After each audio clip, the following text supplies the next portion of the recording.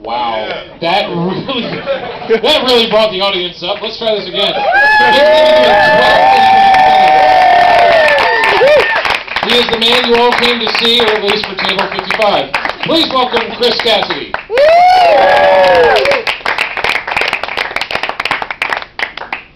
All right, Ralph, you talking about your Robert E. Lee School reminded me of a funny story, so I'm going to tell that story, and then I'm going to talk about boobs, gazelles, animals, secrets, and something else. So let's start out with the funny story. So people were a little bit surprised when you were from the Robert E. Lee School, right? Eighth grade, that's, okay, there we go. 8th grade. I was in a Catholic school, and we had to do like this Black History Month writing thing, so, you know, I did the Black History Month essay and turned it in and whatever. And then, like, a couple weeks later, the principal comes in and goes, everyone, let's look at Chris Cassidy for a second. And I was like, God, not again. Shit. What is it this time? No. I didn't even do anything. I didn't, I swear. And, you know, she's like, you have been chosen as a finalist in the Black History Month contest, essay writing contest. And I was like, looking over at the black people in class, like, I'm sorry. They made me write this essay. I don't even want to win. And so talk about feeling out of place. And this was on TV too, like I read my essay, I was on Fox News as like one of these, like, you know, it's like cute little black kid, 8th grade, cute little black kid, cute little black kid, nervous white kid, like, I don't know why I'm here. Black History Month is great. It was Fox. It was. Sorry. He believes in good values too. He's a good person. But yeah, so talk about feeling out of place. Walking into that finalist room, they're like, no, you got the wrong room. Like, the bar mitzvah's down the hall. I was like, first of all, I'm Catholic. Second of all, I wrote a Black History Month contest essay. And they were like, why? And so again, I was like, they made me. But anyway, your story reminded me of that, and that was just like a really crazy time. And so, alright, boobs. Moving on to that. Let's talk about them. Just moving right on. Moving right in. Boobs. Me, I was with my buddy, and we were, I guess, 20 at the time, and we were taking his younger brother and his 2 friends to Hooters for their first time ever going to a place like Hooters. And at their young, fresh age of 15, that was a very exciting time for them. So naturally, the entire time they're in there, they're just like, holy crap. And then one of them was like talking, you know, somewhat dirtily about one of the waitresses, and my friend goes, you shouldn't talk that way, or, you know, if they hear you, they'll have the cook spit in your food. And his younger brother looks at one of the girls that walk past and just does one of these, and then goes, I'd let her spit in my food. And I was like, we gotta hang out with your younger brother more often. He's a lot cooler than you. Yeah. So moving right on from boobs, we're gonna talk about some gazelle. I had this friend, and he was in a loft apartment. They had been partying. He was sleeping on the couch, and somebody was getting lucky up on the bed, and, you know, he could hear them quite well. So naturally, he is right in front of the TV, turns the TV on, starts turning it up, you know, just to ignore it. He just tries to go to sleep. Then he can hear them over the TV. So he turns it up some more. Then he can hear them over the TV again. Pretty soon the TV is as loud as it can go, and they just matched it and are going louder. And he's been watching the entire time. It's not like an action movie or something that would be loud. It's a documentary on, like, gazelle. So it's like Animal Planet shit, like the gazelle, like, you know, in the grass. It's like somebody talking quietly, meanwhile someone's having sex in the background. And I think the only way that it could have been better for him than just to have to, like, listen to them over that is if it was like, we've entered mating season for the African gazelle. Look at these majestic beasts, the male gazelle in all his prime. He mounts from behind in a classic doggy-style position. A bit unoriginal, you think he'd go gazelle style, but what have you. Nice work with the horns, though, you have to admit. Because the only thing that can, you know, make someone else having sex is being able to watch gazelles have sex. As far as I'm concerned. What was after gazelles? Animals, pets. Alright. So pets, a lot of people have them, dogs and cats. I don't know why people have cats. I've met very few cats that I like. Most of them have much too much attitude about them. Like, they'll be walking along, like, you know, on top of a counter or something, and they'll look at you, and you'll look at them, and they'll be right next to a vase, and they'll just look at you and be like...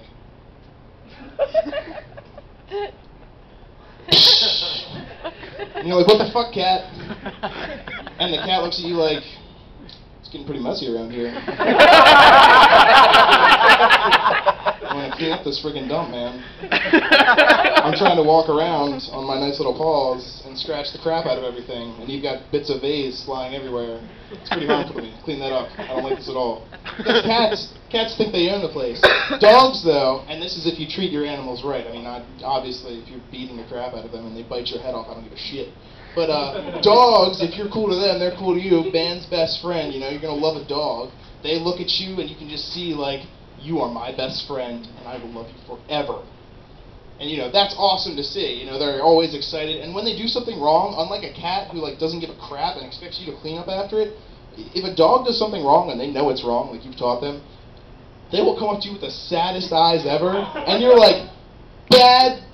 God damn. And as soon as they sense you've gone from bad to okay, they're like, yeah, let's go outside and play, we're friends, man, it's cool. You know, when a dog looks at you, you can see in its eyes, it's just saying, you're my best friend. When a cat looks at you, it says, if I were as big as you, I would eat you. You know, and I just don't appreciate the arrogance. And the thing with these pets is, we let them live with us, they're in our house, you know, they're like silent roommates, and they get away with the kind of shit that a roommate, you would never accept that kind of, you know, behavior from a roommate, but in these animals, you're like, well, yeah, just clean up after it and go to, you know, if your dog shits in the middle of the room, you clean it up and take it outside and you're like, bad dog. If you had a roommate that shit in the middle of the room, you'd be like, quit shitting in the middle of the room! This is goddamn unacceptable behavior. Shit in the middle of the room. Like, we have a toilet, you have thumbs, there's no excuse here. It's ridiculous. You know, and that's why it's a good thing roommates aren't, like, exactly like pets, you know? Because if you happen to get a roommate that was, like, you know, adopting one of those rescued pets, that's essentially like getting an ex-prisoner delivered right to your house, you know? Like, the guy's kind of nervous, like, this little guy, he's got a chain. Yeah, no, he's going to be a lot of fun for you in your new home. Like, no. I mean, if you had to get a new roommate from prison, you'd want, you know, the bitch guy, right? Instead of the huge intimidating guy. You're like, well, if anyone's going to be bent over, it's not going to be me. All right? That's the distinction I want to make right now. All right. Oh, yeah, and if you had a goldfish, you know, what kind of roommate would, like, a goldfish be if we're talking about pets? That's kind of like, you know, if you're taking care of a very, very elderly person, you know, they're just in their little tank, you know, they, you know, breathe differently than you. They, you know, you need to clean up after them, but not the same way as a dog. Maybe you just need to change their filter, you know? You know, they're not very mobile. They're not going to, like, talk back to you or interact that much. Maybe just kind of go, You know, that's a fish or a very old person for you. That's just the way that goes. Okay, secrets. I've got a friend who's terrible at keeping secrets. And it's like, you know, you try to have this really close friend and you're like, you know, I can tell them anything and I trust them. And that's how I felt about this guy, even though repetitively he just tells secrets. It's like, I'll call him up and then at the end of my story that I tell him, I'll be like, look, that's just between you and me, man. Like, don't tell anyone. I will specifically instruct him, do not tell anyone else. I'm not saying, like, you can tell our friends or you can tell your mom. Don't tell anyone. If you want to talk about it, talk to me. Naturally, later in the day, I'll be hanging out with someone else I know, and it doesn't really matter who, because by this time, everyone knows. And they'll be like, oh, hey, Chris, yeah, I heard last night you got so drunk you shat your pants. Yeah, but I only told my one friend that. Yeah, everyone knows. Like everyone, yeah. No, we've all been talking about it. It's really unfortunate. So it's just like, you know, I want to be able to, like, you know what? He's my best friend. But it's like, no, I can't do that. And you know, and it's you can't tell him these secrets, and he's right there. He's terrible at keeping secrets, so don't tell him the secrets. So, College Park is fun as crap as far as I'm concerned. More fun than crap. That's a terrible way to put it. It's very enjoyable. It's a good place to get ridiculously drunk at times. And, every once in a while you'll be like a really late night, you're just wasted, and it's like 3 in the morning. And, you're just watching TVs, and you get the 3 in the morning commercials, which usually involve, like, that one that's like, for the price of a cup of coffee, you can help this African child. But, I'm sitting there, and I'm wasted as shit. So I'm like, yeah, but for 5 cups of coffee, I could stuff my face in Panda until I can't see anymore. You know that buffet? 3 items? That's like a full frigging tray of food. If you can finish that, I'm impressed. Because I try every time. I eat until I just feel ashamed of myself. And at that point, I eat a little bit more. Because I'm like, I don't want it to go to waste. Ow. You eat until it hurts so bad you can't eat anymore. And then you keep eating. Because, it's so delicious. It's not good. No, it's delicious. Yeah. Oh my God, it's dangerous. It's dangerous. But everyone's looking to get rich because being rich is the happiest thing ever. You can't buy happiness with money, but you can buy things that make you happy. So that's the way to go. But I don't think I'm gonna get rich super quick, so I'm gonna take some shortcuts. All rich people have the throw rugs that's like a tiger or an exotic animal, and all rich people have a chandelier. So whenever I get my first place, I'm just gonna combine the two and get a pandelier. If you didn't get that, that's a panda chandelier. It's made from a panda. And it's a chandelier. There's really no more joke than that. That's it. But I think it's fantastic. You just have the head coming straight down, so if you're standing right under it. How you guys doing tonight? You enjoying yourselves?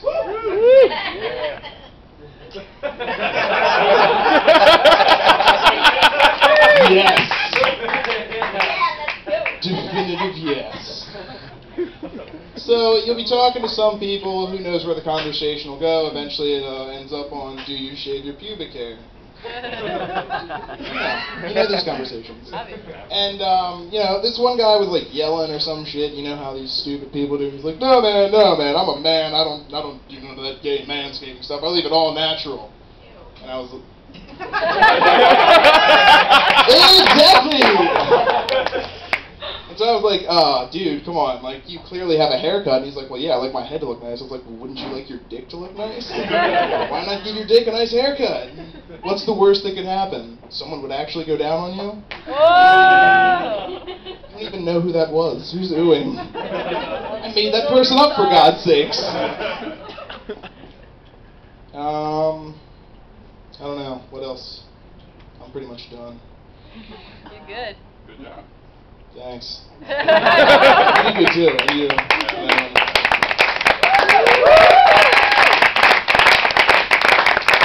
Chris Cassidy, everybody.